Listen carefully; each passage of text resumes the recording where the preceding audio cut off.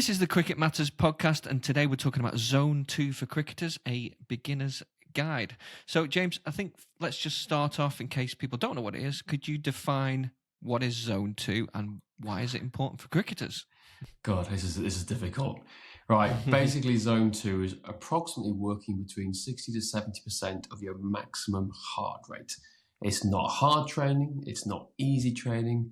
It's the idea of working at 60, 70% of your heart rate, but in an aerobic capacity. We're not talking about strength training here now.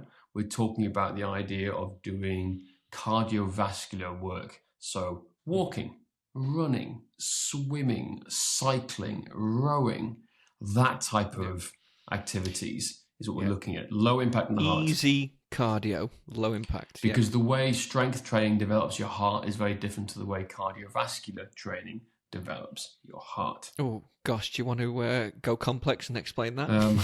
Or do we want to leave that for another podcast? We'll talk about it. So strength training, it develops the heart muscle so it grows inwards, right? It puts more pressure on the heart. Whereas cardiovascular training grows outwards and makes a bigger, stronger, more powerful, robust heart, in a nutshell. Yeah, so obviously the heart is a muscle and it grows, it gets thicker. So, training your biceps, they get bigger, they get thicker.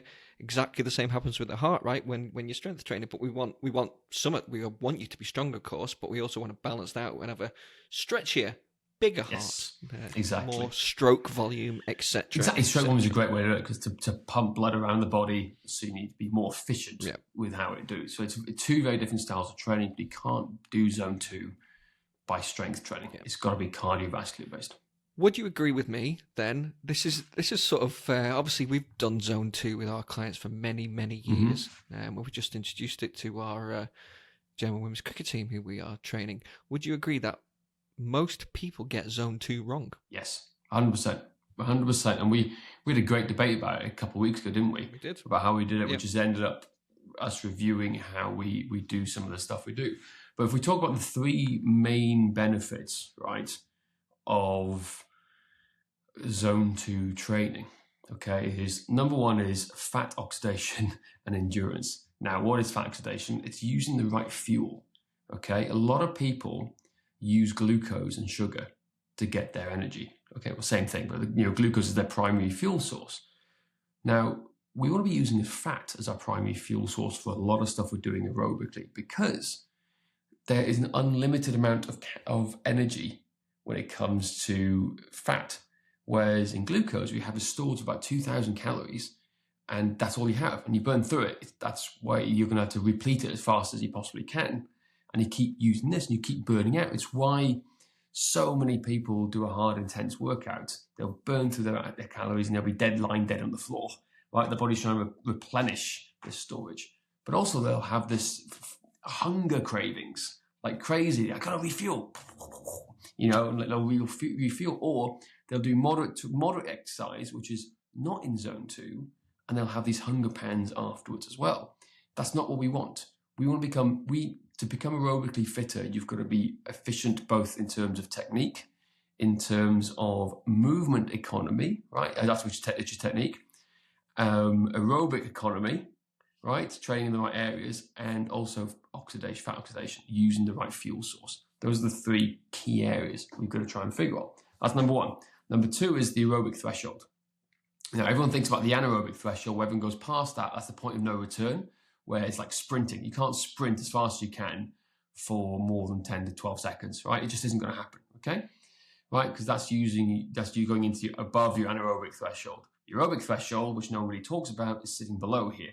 And what we're trying to do is make this aerobic threshold as close to the anaerobic threshold as possible. And that's why marathon runners at the highest levels can basically sprint faster than what we can for like 2 hours at a time. Exactly. Marathon runners, Nordic cross-country skiers, they are the fittest people in terms of aerobic capacity, VO2 max, etc. Cyclists too. Fittest people. The Tour de France guys, their aerobic threshold is so high towards the anaerobic threshold that what would be put us mere mortals into our anaerobic threshold, they're just cruising. Well, you wouldn't even be able to. You wouldn't be able to go anywhere near as far. You wouldn't be able to get anywhere near, would you? Not at all. And then the final thing, which is the big thing everyone's talking about, because Zone 2 is quite fashionable at the moment, is the mitochondrial efficiency, right? Right? Think about this. I've written a blog about it, so I'm going to just use the phrase here because this is going above my little pea brain a little bit too, in terms of the here now. So mitochondria are the power plants of your cells responsible for producing energy. Zone 2 training increases mitochondrial density and function, allowing your body to generate more energy efficiently so you can bat deeper, bowl longer, and recover faster on the blog that's going out very soon. So that's the point. It's health. It is efficiency. It's power. It's endurance. So zone 2 has to be trained at zone 2, not zone 3, not zone 4, because there's 5 zones, right? The problem is most people don't know what zone 2 training is and they can't get it. Therefore, they're always training above that level, okay, which is too hard and too fast. They may think it's normal, so they get really good at suffering, but it doesn't improve energy production, it doesn't improve recovery, and it doesn't improve performance because, as, say, the German ladies will know, I'll make them do a 300-yard shuttle times 2. Run first, rest 5 minutes, do it again afterwards. I want to see how fast they recover because that, to me, it becomes back to this idea of a durable performer. The durable performer can recover faster than anybody else too and keep going and going and going and going. So that's kind of like how we approach and the ideas behind zone 2 training, because its ideal is to make you fitter, aerobically fitter, so you can recover faster and make better decisions under pressure. Absolutely. And I think it's when you talk about mitochondrial efficiency, getting all technical, I think it's really important, and this is something I've learned more about probably over the last 6 months or so, watching people who are much smarter than me, essentially. Once you go too intense and your metabolic processes start happening outside of the mitochondria, meaning you're not working aerobically anymore, that's it. You then no longer get the benefits of zone 2. So it doesn't matter if you did an hour's training and you spent 40 minutes in zone 2, but some of it was in zone 4 and some of it was in zone 3. Once you've gone outside, you then unfortunately lose the benefits of zone 2. So you can't, if you're going to do intervals or something like that, you have to do your zone 2 first, and you have to try your very, very best to stay in that zone 2, stay below your aerobic threshold, and then you do your intense intervals at the end. If you do them the other way around, there's no point doing your zone 2 afterwards. It's like what the girls doing with the fartlek training. That's why we're putting fartlek at the end of the training. We're making do zone 2 because we're working on this area first, and then we're working on the benefits of the fartlek training afterwards. So we got to have this, but we know now, but for a lot of cricketers, they don't have a good zone 2. Their aerobic threshold is so low down, they can't recover fast enough, which means not scoring enough runs, not bowling through 6-7 overs, and breaking down because it's about injury risk and prevention too as well.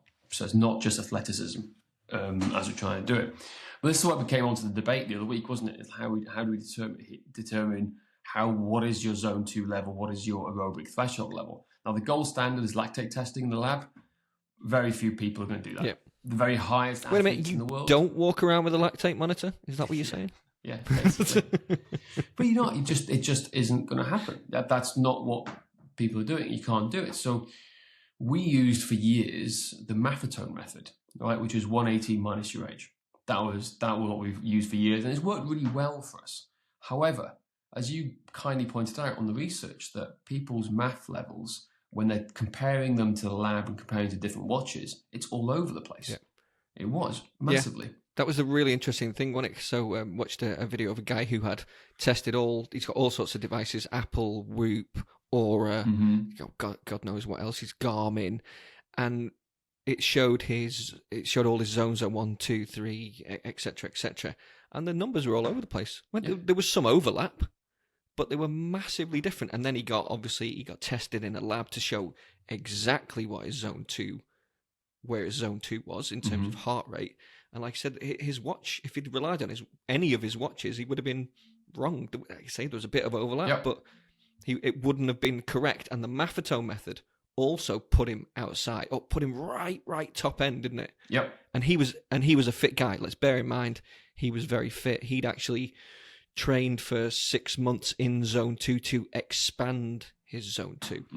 So he'd managed to push it up. It had gone from, I think I'm going to say, roughly 120 to 132 up to 120 to 142. So he pushed it wider, which is the goal, which is what we want to make everyone do. Yeah. Yeah. That was it. And then so when we started looking at all the other people talking about their zone twos, we compiled all this data together, and we've come up with our own version of math. Is it perfect? No. But it's a more controlled nature. It fits in line with the power of AI analysis, looking through this to help us do it, which is important. I think AI is a really big factor of how we can analyze complex math and complex equations, and we do this quite well. So we've come up now with to help people get into their zone 2 roughly the same way, because people talk about, hey, use a talk test, but talk test is very, it's can you ever hold a conversation as you're doing things? But some people still go way and above that. So it's having this controllability around it. See, I argued that might work, but you argued against it. So we were like, okay, we've got to define it more clearly for people with some numbers, and that's cool. Exactly, it is, because they'll go, I can talk like this, I can't be speaking here properly, and it's like fine, but it's like giving some controllability and reining in a little bit, because it's once you get good at it, then I think the talk test is great.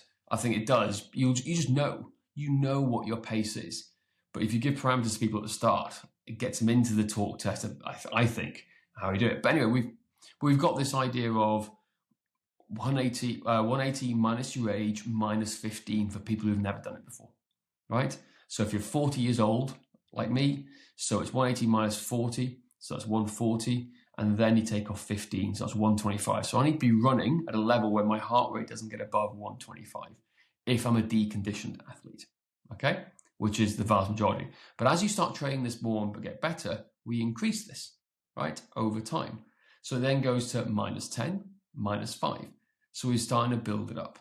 So again, if I'm doing a zone 2 workout for me now, it's 180 minus my age, 40, minus 5, because I've been doing it such a long time. So my beats per minute don't go above 135. That's the level I'm trying to work with it. As you say, because you've trained. So at 135, are you confident that you can have I was about to say a comfortable conversation. It's not actually comfortable. It's a little bit uncomfortable, isn't it? It's not. You'd rather not have a chat, but you can. Yeah, no. Well, I'd argue for me, because I think, again, this is me doing it for such a long time now. My numbers is 148, because I've known this over time. So I can go even higher. And this is the thing, it's a starting point for people to start up here. But the more you train it, this is where your aerobic threshold goes higher and higher and higher and higher, right? That is the most important aspect, is that as you build it up, that's what we're trying to get to. So this is the starting system for us. Like if someone's done zone 2 for 2-3 years, guess what we're doing? We're then going 180 minus their age, plus 5, plus 10. We can work it up and adapt it accordingly, the fitter they get. But this is the starting point for you guys here now, is like, where do we start? What's our goal? How do we get into it? Because we want to get fitter, healthier athletes, not just people good at suffering, essentially. Yeah, exactly. And that's, as you say, over the years, that's what we've found. They have this massive aerobic deficiency zone when they think they're doing zone 2, but they're actually just, as you say, just got awesome at suffering. It is. So the other thing people talk about isn't sprints enough? Can't we just do sprints? Because cricket's a game of sprinting. And yeah, there is sprints in between it. But what do you use to recover between sprints? Right? You use your aerobic system. And if your aerobic system isn't there to be able to recover properly, then I don't care how good you are. So yes, this is the delicate balance of finding the right training platforms and programs to run this. So you need to do a lot of zone 2. Yes, you need to do repeat sprint ability, but the zone 2 is supporting your repeat sprint ability in the first place to make better decisions and recover between balls. Exactly. I mean, how many batters, run a 2 a couple of times or some singles and stuff, and then they're like absolutely knackered, and then they get out because they can't recover, right? Yep. Absolutely. So again, we got to tie it all in, but today was just about a quick overview as to why we're making everybody, particularly the German ladies who are hopefully listening in right now, is why we're making you zone 2. It's for your health, but it's for long-term performance and improve this recoverability. It is indeed. There you go. That's your guide to Zone 2 training. That is it for today. Please don't forget to rate, review, and subscribe. And if you would like our free training plan, then go to cricketmatters.com/train. And remember, our goal is to make you a better cricketer.